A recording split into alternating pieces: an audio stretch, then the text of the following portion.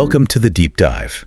We sift through all the noise to bring you insights that, well, actually matter. That's the plan. And today, we're really digging into something I think resonates with a lot of people, living authentically. But we're using a perhaps surprising guide, the timeless wisdom of Stoicism. Ancient philosophy for modern problems. It's more relevant than you might think. Exactly. So our mission today is to unpack how these, ancient ideas offer really practical tools for connecting with your true self and navigating life with maybe a bit more clarity and purpose. Absolutely. It's based on a collection of principles, insights that have stood the test of time. And we're aiming for those surprising facts, those steps that can genuinely shift how you see things. Hopefully, yeah. Okay, so let's unpack this first. When we talk about authenticity, what are we really getting at? It sounds great, but what does it mean? Well, fundamentally, living authentically is about alignment. It's making sure your actions, your thoughts, even your beliefs line up with who you truly are inside. Your core self, your personal values. So, honesty then. It's kind of radical honesty, yeah. Being honest about who you are, what you really stand for, what you desire in life. And crucially, doing that without being totally swayed by, what everyone else expects. Okay, that makes sense. But here's where it gets really interesting for me. Why does it matter so much? I mean, it sounds nice, but what's the actual payoff for us day to day? Oh, the payoff is huge. It really ripples through everything. When you're authentic, you build genuinely deeper connections with people. Because they're connecting with the real you. Exactly, not some mask you're wearing. And that, in turn, boosts your own self-acceptance, your confidence. It makes you more resilient, mentally stronger. And ultimately, it means you make choices, big ones, small ones that actually reflect your core values. That leads to a life that feels, well, not just happy, but meaningful, fulfilling. Like you're living your life, not someone else's script. Precisely. Building a life that fits you instead of trying to cram yourself into a box someone else built. So, as you're listening, or maybe, going through your day, dealing with challenges, maybe pause and think, how much does authenticity actually influence your decisions, your relationships? Just take a moment. Are you living in alignment with your values right now? Or maybe are you leaning more towards what's expected? It's a really potent question to ask yourself regularly. And remember, embracing this journey towards authenticity, it really does lead to profound personal growth, a much deeper understanding of yourself. Okay, so that sets the stage for authenticity itself. Yeah. Now let's bring in the Stoics. How does an ancient philosophy, from guys like Seneca, Epictetus, Marcus Aurelius, how does that connect to this very modern-sounding quest for authenticity? Feels like a jump. It might seem like a jump, but the connection is surprisingly direct. Yeah. And very powerful. Stoicism, at its heart, is all about understanding yourself. Okay. And focusing intensely on what is actually within your control. That's the bedrock. Right. In today's world, with all the noise, all the demands pulling us in different directions, Stoicism offers like a practical toolkit, a compass, really. So it's not just philosophy, it's tools. Very practical tools, yeah. Tools for navigating modern life while staying true to your values. It's less about sort of suppressing feelings and more about understanding where your judgments about those feelings come from.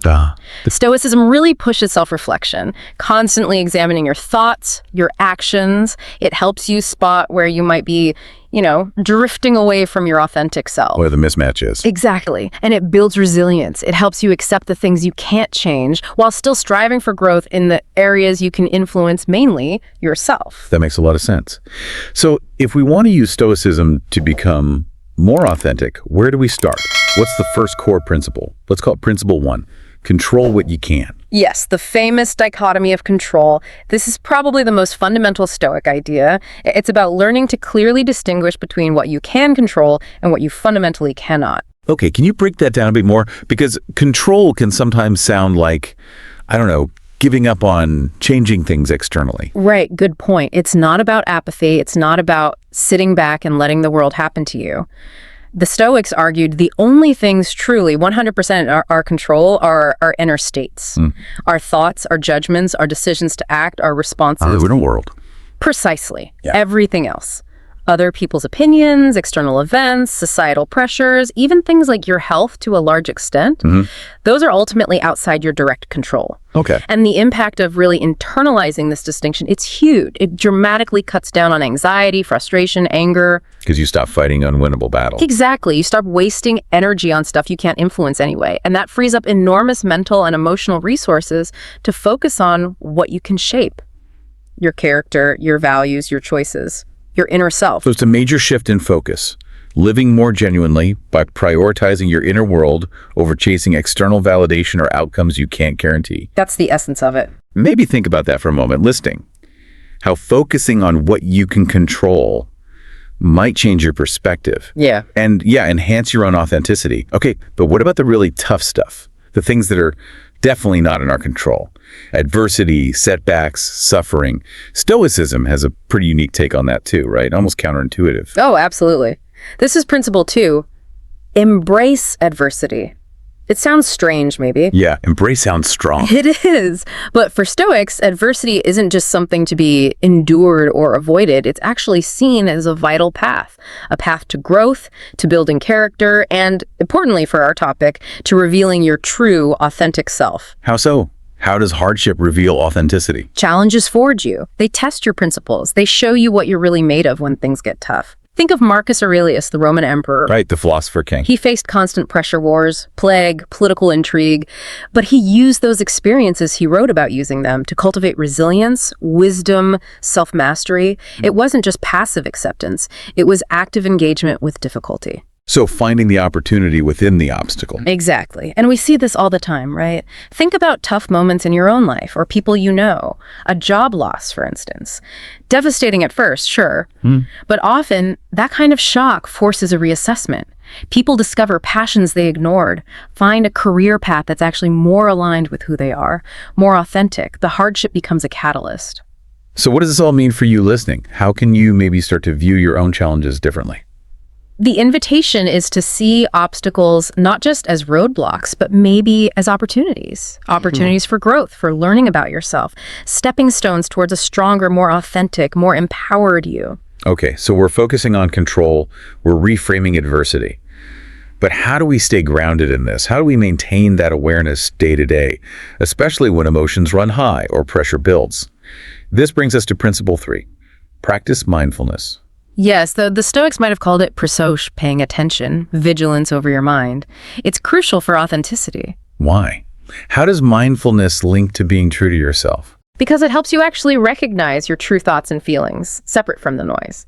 It's about cultivating awareness of the present moment, observing your internal state, your thoughts, emotions, impulses, without immediately judging them or getting swept away. That pause, creating space between stimulus and response. Exactly that space. Mindfulness helps you differentiate. Is this desire truly mine, or is it something society fed me? Is this reaction based on my values, or just a knee-jerk habit? I see. So it's about discernment. Yes, discerning your authentic self from external conditioning or fleeting impulses. And there are practical ways to build this muscle. Like meditation. Meditation is a classic one, yes. Even just 5 minutes in the morning. Deep breathing exercises when you feel stressed. Taking deliberate moments throughout the day to just pause, check in with yourself, observe your thoughts. Mindful walks, maybe? Perfect example. Just noticing your breath, the feeling of your feet on the ground, the sights and sounds, without getting lost in mental chatter. So by being present, being aware, you connect more deeply with that authentic self. Right. And then you can make choices that truly resonate. Choices from a place of clarity, not just reaction. Moving on, there's another practice the Stoics valued highly, one that also powerfully supports authenticity. Principle 4, cultivate gratitude. Yes, gratitude. It might sound simple, but it's a profound Stoic practice. It enhances authenticity by shifting your focus. Oh, so? It moves your attention from what you think you lack or what's wrong to appreciating what you actually have right now. Your strengths, your relationships, your experiences, even the tough ones that taught you something. It fosters appreciation for your unique journey. So it combats that feeling of not enough. Precisely. It grounds you in the present reality of your life and helps you see the good in it. And the benefits are well documented, right? Increased happiness, better mental health, and a stronger sense of connection, both to yourself and, interestingly, to others and the world around you. Okay, so how do we practice this? What are some concrete techniques? Very simple things, actually. Start a daily gratitude journal. Just list, say, 3 specific things you're thankful for each day. Doesn't have to be big stuff. Like my coffee this morning.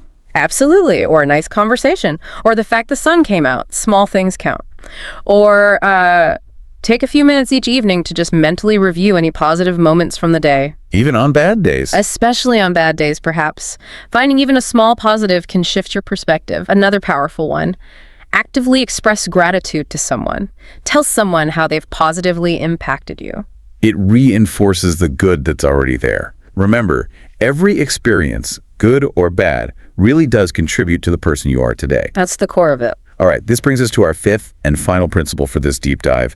And this one, well, it could be tough for a lot of us. Principle 5, accept impermanence. Ah, yes. This is fundamental Stoic thinking, recognizing that everything changes. Everything is transient. Everything. Objects, situations, relationships, health, even our own lives. Nothing is permanent. And acknowledging this, really accepting it, isn't meant to be depressing. It sounds a bit bleak, maybe. It can seem that way at first glance, but the Stoic view is that accepting impermanence actually allows you to appreciate the present moment more fully, precisely because it won't last forever. It helps you embrace life's natural ebb and flow. So it reduces fear of change. Exactly. Letting go of the fear and resistance that so often comes with change. Think about, say, a job transition again. Instead of fighting it or being paralyzed by anxiety, Yeah. the Stoic approach is to accept it as the new reality, and then crucially see it as an opportunity, a chance for growth, new experiences, maybe setting new goals, exploring different paths, building new connections.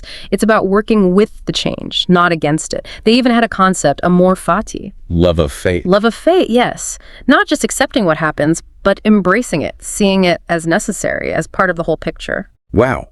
What's fascinating here is how reframing our perspective on change, seeing it as constant and natural, can build such deep resilience and adaptability. It absolutely does. And letting go of that deep-seated fear around change, that really opens the door wide to authenticity. It frees you to live more fully right now, less burdened by what-ifs or clinging to the past. It lets you be who you are right here in this transient moment. Okay, so let's try and pull these threads together as we wrap up.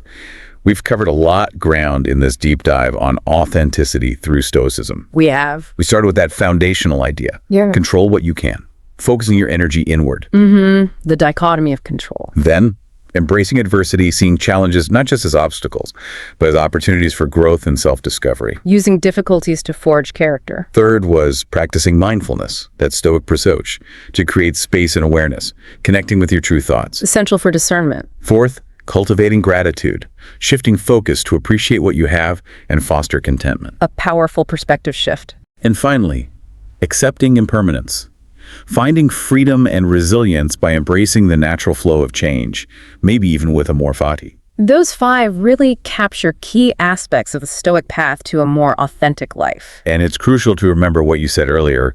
Authenticity isn't some final destination you reach. Not at all. It's a continuous journey, an ongoing practice, really.